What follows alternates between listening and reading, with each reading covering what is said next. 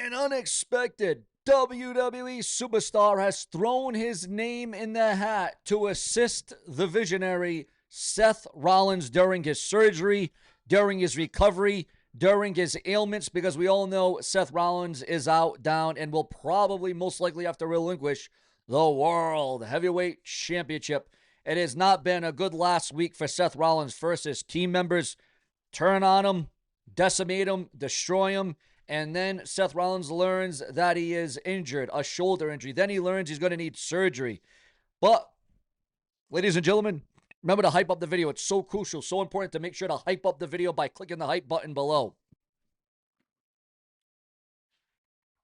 As we all know, according to those in the know, the WWE is very unpredictable. And that comes with the territory when dealing with pro wrestling as a whole.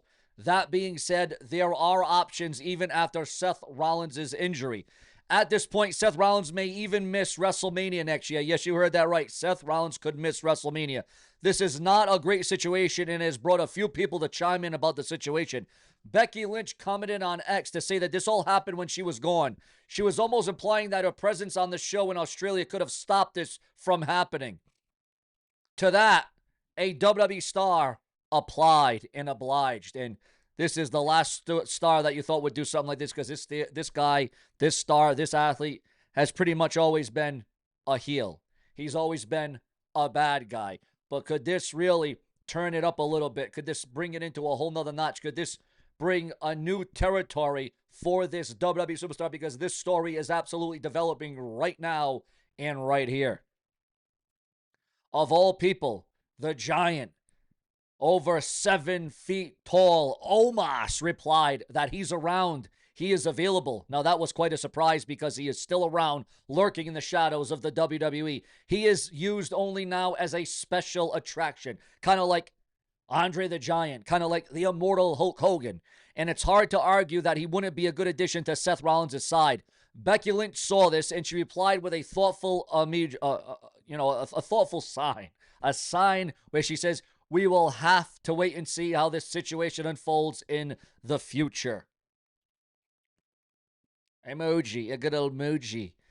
Seth Rollins is out of action after an injury that requires surgery. He is also the current WWE World Heavyweight Champion. Now, there has been rumor and speculation about an interim World Champion to step in while Rollins is injured, while he's hurt, while he has surgery, while Seth Rollins cannot defend the championship. Should there be an interim WWE World Heavyweight Champion? And if there is an interim World Heavyweight Champion, who should that be? Who would fit the bill? And with CM Punk, now you got to remember this, in the shadows, CM Punk is still the #1 contender for the world title. It's anyone's guess what can happen next, because again, all angles and storylines going into Royal Rumble, WrestleMania, going into next year are all thrown into absolute chaos. It is absolute bedlam. It is absolute mayhem in the WWE right now. Omos, though, says he will be waiting by his giant phone. That being said, what's your take on Seth Rollins' injury status? Should WWE call Omos up to have him protect the World's Heavyweight Championship? I want your thoughts, your comments, and your opinions below in the comments section. Also, according to the Wrestling Observer Radio, a brand new update coming through on the WWE. We got more heavy details to download to you. WWE's new TKO contracts now include a standard 1-year non-compete clause, and if a talent is fired for cause or breach, that's a massive leap from the traditional 90-day non-compete clause most fans and talent are familiar with. So the WWE TKO, we keep saying WWE. TKO is the one that's doing all these horrible things and these changes and all these drastic things to the WWE. It is all TKO's fault. The reason that merchandise, the prices are high for merchandise, ticket sales are ridiculous. It is absolutely out of this world. Alvarez confirmed that this isn't just a one-off situation. It is now baked into all new WWE contracts under the TKO Group Holdings banner. We have confirmed through multiple sources that the new TKO contracts have a clause where if you are fired, there is a 1-year non-compete. The older contracts had this, but it's standard now. This is the holdup. This is the holdup involving Andrade. Very skeptical that this would hold up any legal battle, but it's in the contracts. The revelation explains why Andrade's current absence from AEW after a surprise return to AEW. that sparked interest in his post-WWE career. Initially, reports pointed to a 90-day holdup due to his WWE exit, but Fightful Select noting that he had a strong legal team and might contest the clause. But now it's clear that the delay is tied to this more aggressive one-year non-compete term. Andrade's case could now be at the center of a much larger issue. It raises serious questions about how enforceable these clauses are, especially without pay, as previously reported in Andrade's situation. As for Andrade, he's staying quiet for now. But don't be surprised if his legal team makes a move soon. History shows that WWE's non-complete clauses don't always stick. Just ask Brock Lesnar, who fought back in 2004. But of course, Andrade is not the name and the caliber of a Brock Lesnar. Let's make that perfectly clear right now. The game has changed, and WWE's talent might find themselves locked down longer than ever if they don't read carefully. They got to read the fine print. Would you challenge a one-year non-compete clause if it meant sitting out unpaid? Think WWE's new contract rules are fair or unfair, or is this going too far? Your thoughts, your comments, and your opinions on this, which is going to definitely stir up and rattle a few folks. And guys, again, it was just rumored and speculated on before, but now it's all coming together. Sadly, and unfortunately, and very untimely, along with Seth Rollins, who's going to miss WrestleMania, another top WWE star, another top performer, is also going to miss WrestleMania. Because according to those in the know at this time and at this hour, it would appear as if Jacob Fatu will also miss WrestleMania next year. So what is the WWE going to do in the absence of a Seth Rollins? What are they going to do in the absence of a Jacob Fatu? They're already down two major components, two athletes. One of them, the future of the WWE, and one of them that is now. That being the world heavyweight champion, Seth Rollins. Well, there's a couple of things the WWE may or could do, according to rumor and gossip. Not confirmed, but according to those in the know, they could call in Stone Cold Steve Austin and the great one, The Rock, for WrestleMania next year to fill in the gaps, to make up for the losses in the WWE right now. Do you think having The Rock and Stone Cold Steve Austin involved in WrestleMania next year would more than make up for Fatu and Seth Rollins not being on WrestleMania? Then again, a lot of people are still thinking that this whole Seth Rollins thing is still a work. Part of the show, that it's an angle, that it's a storyline, that it's being dramatized, that it's being built up to something that it really isn't. But we're all going to find out, because a major announcement will be set forth either on Raw or SmackDown as it concerns Seth Rollins. WWE breaking news. We coming in right now, guys. According to those in the know, the WWE NXT viewership for October the 14th season increase. It went up, viewers. It actually went for NXT. Congratulations to NXT. And anytime an AEW or an NXT viewership goes up, the ratings go up. It's better for everybody else that does content here on YouTube. For anybody that comes on here and wishes and prays for certain wrestlers or certain companies or certain organizations to get low ratings, that I will never understand. That I will, quite frankly, never get. Maria Kanellis makes future pro wrestling plans clear after having her third child. You can never say never in pro wrestling, and Maria Kanellis understands all that well. Now the soon-to-be mother of three is inserting her name into the conversation once again.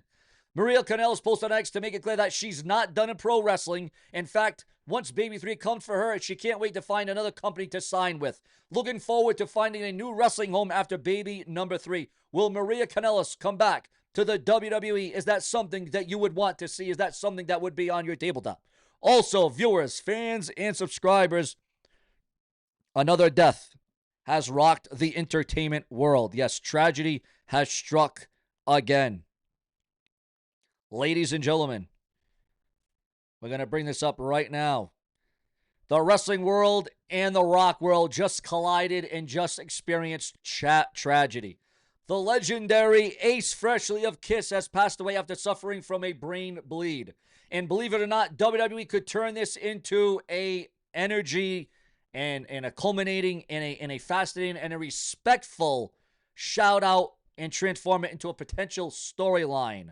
Is Triple H using this real-life headline to create a brand new era of rock and roll rebellion inside WWE? Ozzy Osbourne was at WrestleMania 2 Alice Cooper managing Jake the Snake Roberts, Motorhead performing for the game Triple H.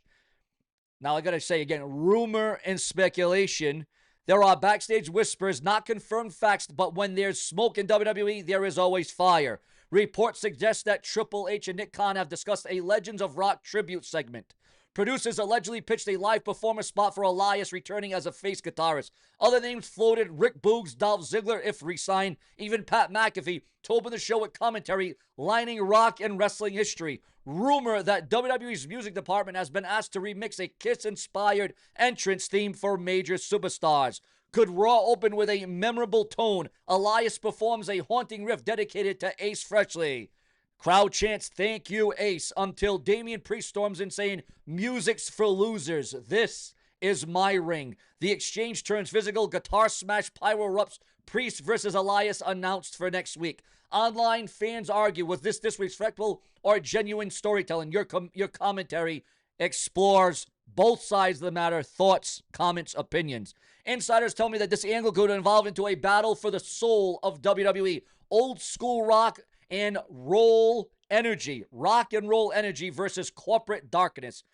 Rumors of a mystery manager, a hooded figure quoting Kiss lyrics, later revealed as Finn Balor manipulating Damian Priest. Now, there is speculation that at next year's WrestleMania could feature a Symphony of Destruction 2.0 match in Ace's memory.